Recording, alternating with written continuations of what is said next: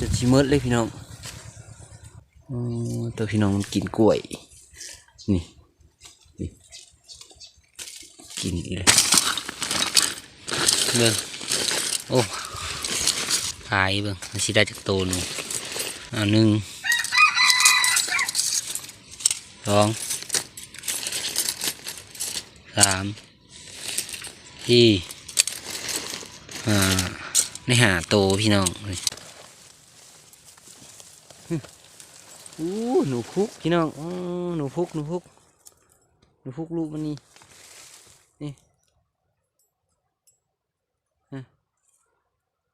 หนูพุกไป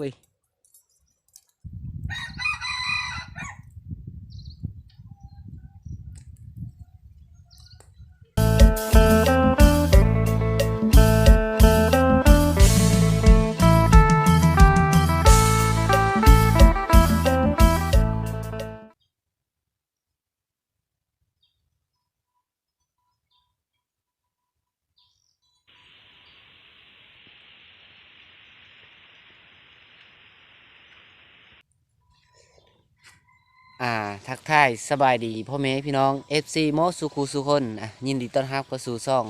กัทนาคุณโก้คือเก้าพี่น้องวันนี้เฮาสีพาพี่น้องพยายามกลับคือเก้าพี่น้องอันที่เฮาเซอร์ยุโรงพุระ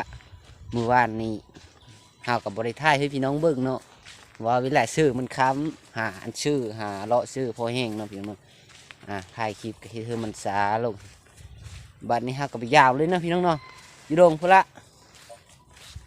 เดี๋ยวเรามายามหลังแรกด้วยพี่น้องเงาเสื้อนี่หัวถือช้ำอีสิสาโอ้เสือมันกัดด้วยพี่น้องเลยกัดคืนนี่ก็กัดนี่มันกัดวันนี้แต่ว่ากัดเพราะมันคืออยู่ผีป่ะพี่น้องแปลกเลยกับผมใช่วันนี้เลยฮะเสื้อพี่น้องแต่มันไปพูนี่มีอย่างมันคือโดนเขาจุดนี้จำพี่น้องแปลกเว้ยแต่ที่มันกัดขึ้นไม่พี่น้อง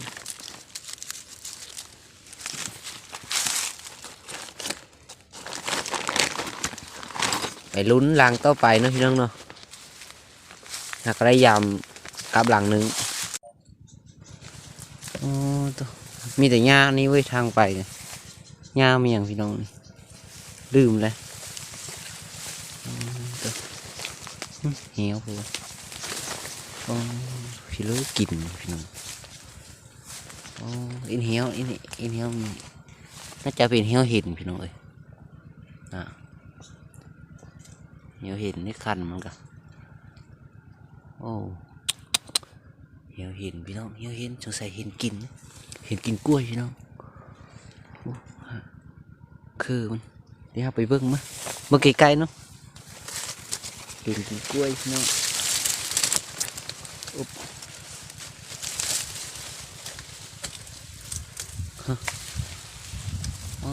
จะชิมดเลยพี่น้องเห็นกินกล้วยพี่น้องดูใกล้ๆพี่น้อง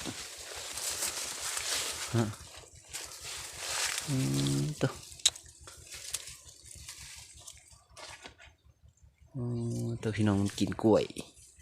นี่กินอีกเลย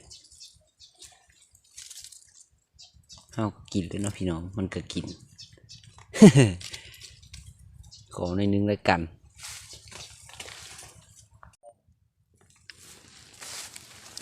กาลังนี้กันมีคือใช่ไหมพี่น้องเอ้ย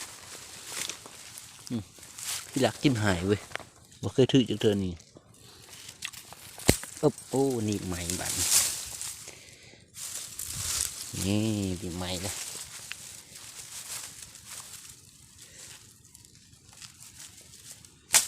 นี่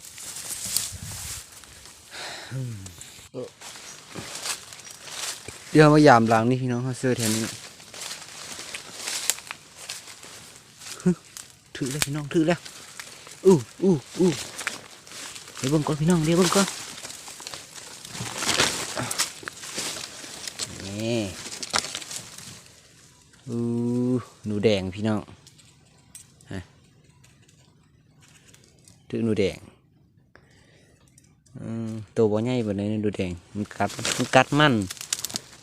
นี่ฮะซื้อมันกัดมันนะพี่น้องหากได้ตัวเดียว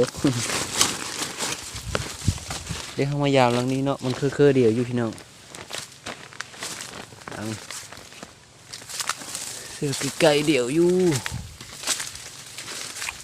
อึบหลังนี้บ่ถือบ่ถือตับโอ้มีร้านเนี่ยนี่เสือแป๊บพี่น้องไปลุ้นรางไม้เนาะพี่น้องหาก็ได้ว่างตัวเดียวนี่แหละหนูถือกาบหาก็ได้ตัวหนึ่งเนาะยังหลายหลางอยู่พี่น้องไปลุ้นรางไม้เนาะเสียงนกโอ้ต้นไม้ต้นนี้ใหญ่เบิ่งพี่น้องใหญ่เว้ย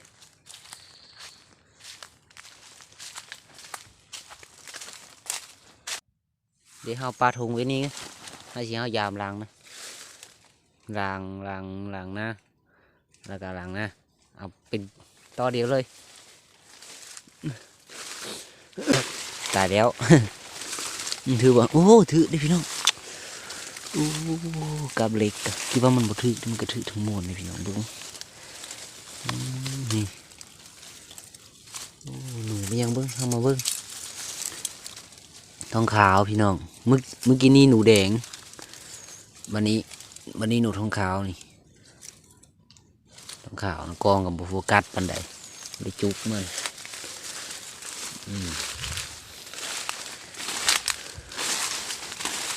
เสื้อถุงก่อน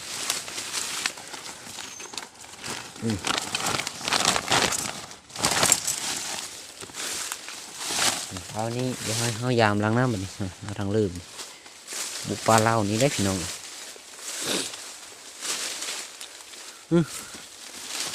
ถึกเลยพี่น้องค่อยจะเห็นไหมพี่น้องค่อยเห็นบ่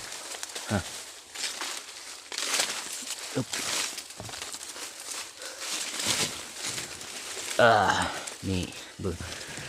อุ๊บโอ้ตัว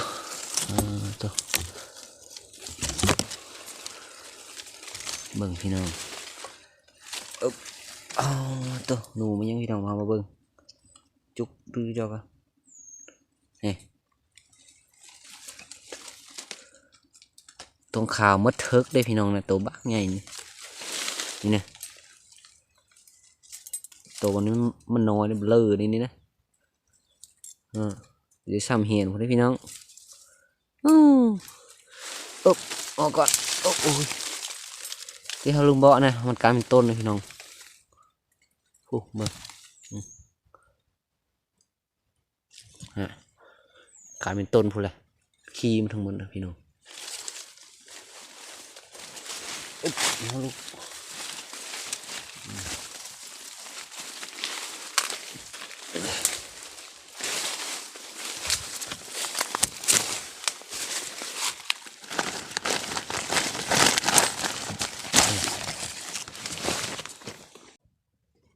เมื่อกี้นี้2 ตัวเล่นเดียวเล่นไหมน้องพี่น้องเนาะที่เขาซื้อเขาอย่างเมื่อกี้นี้นะที่เขาสิพยายามล้างไม้พี่น้องที่เขาซื้อหลายล้างยังหลายล้างอยู่ได้ถ้าเบิ่งมันเดี๋ยวบ่าวสีผ้าพี่น้องไปลุ้นมันสิถือหรือมีถือเนาะพี่น้องเนาะเดี๋ยวไปลุ้นน้ำกันนะพี่น้องเนาะเอามายามล้างหอนไม้นะพี่น้องวันนี้เนาะคือว่านี่คือที่รู้ว่าหลงทางหอนไม้นี่เลย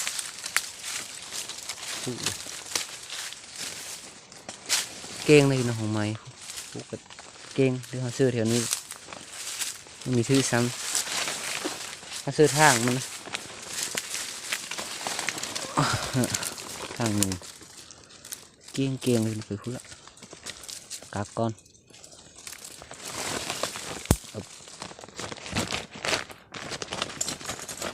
ไปลุ้นหลังไหมพี่น้อง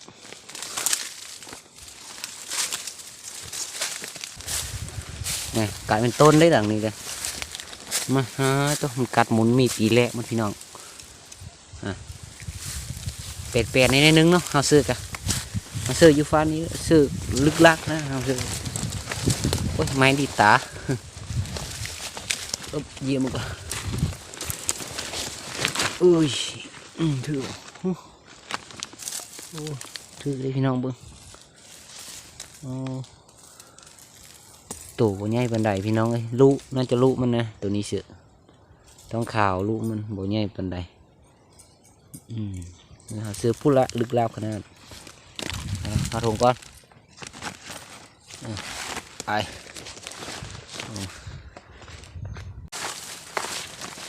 จะ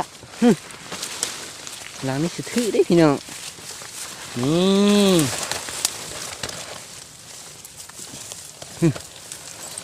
หนูพุกพี่น้องหนูพุกลูกมันนี่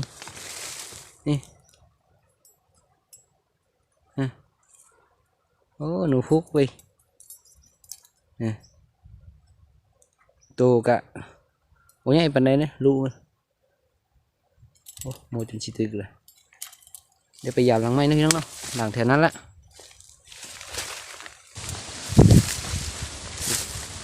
เนี่ยเจ้าแมนกับไผ่เนาะพี่น้องเนาะเสื้อนั่นนี่เลยเสื้อเครือเดียวกับเห่านี่พี่น้องแต่ถือแดนขาวเลยฮะแดนเห่าเสื้อบอลฮันเลยเสื้อบอลฮันแล้วก็เสื้อบอลฮันเนาะนี่ขาวเสื้อนี่เรียบร้อยไปเห่า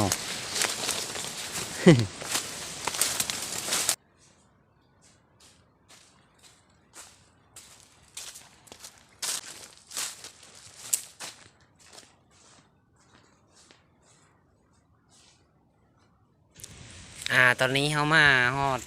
สถานที่เฮาอยู่แล้วนะทุกคนที่เฮาสียังพาอยู่ทงกันเฮาที่เฮาสีมาเบิ่งอันหนูมันสีได้จักโตนะพี่น้องเนาะเบิ่งโอ้พายเบิ่งมันสีได้จักโตหนูโอ้ยหนึ่งสองสามที่ในหาโตพี่น้องนี่เขาโปดก่อนวันนี้น้อง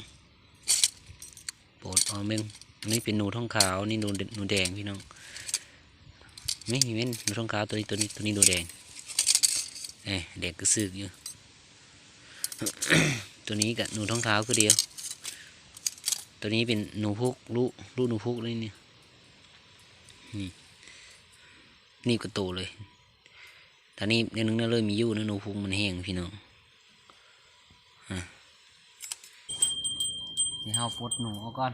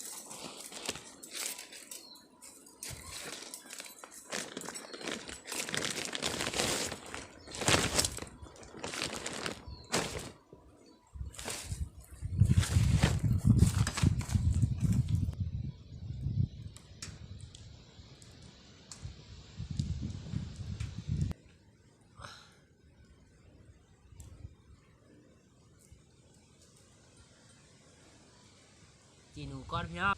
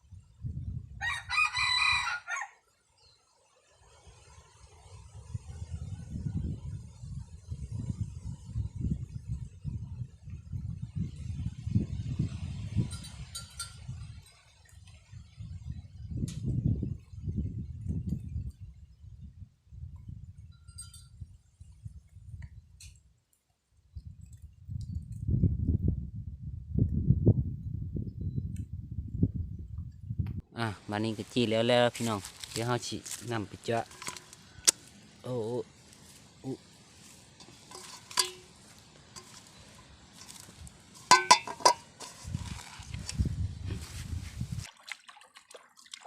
จ้าหนูก้อนพี่น้อง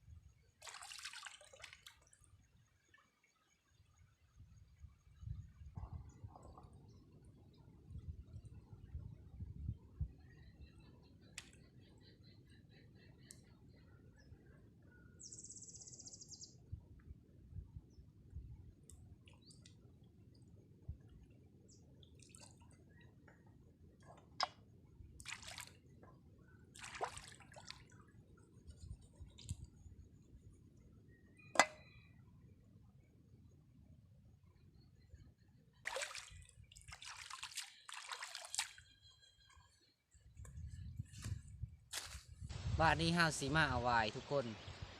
เอาไว้อ้อมเสื้อนุ่งเป็นปักเป็นอ้อมกินนี่นะพี่น้อง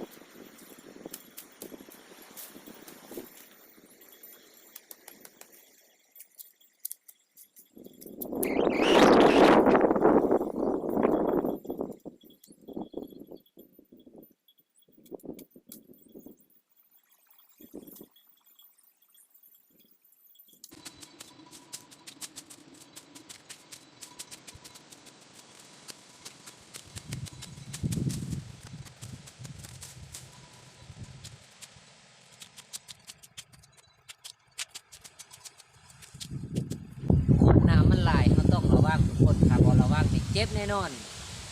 น้ำขยะอยู่ตาย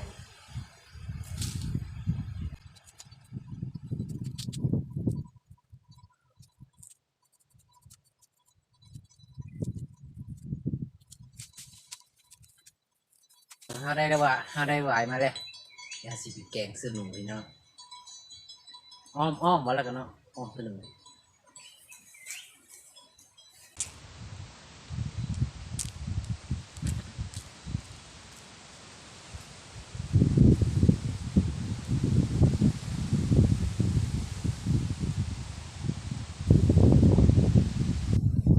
นี่เรียบร้อยพี่น้อง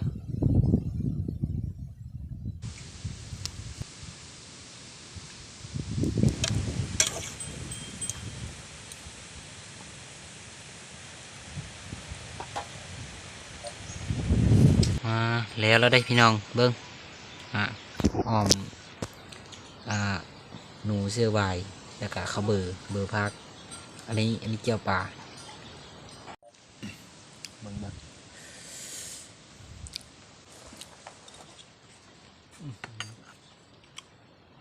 เสียบพี่น้องเสียบมากินข้าวพี่น้องกินข้าว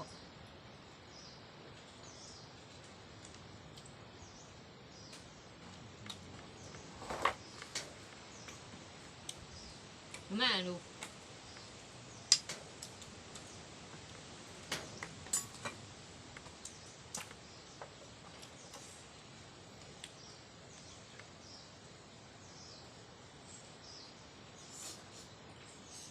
เลยnha đằng sớ từนี่ติดเสือ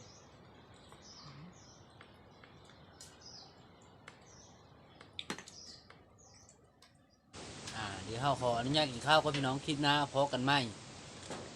พี่ดมพูดละพอกัน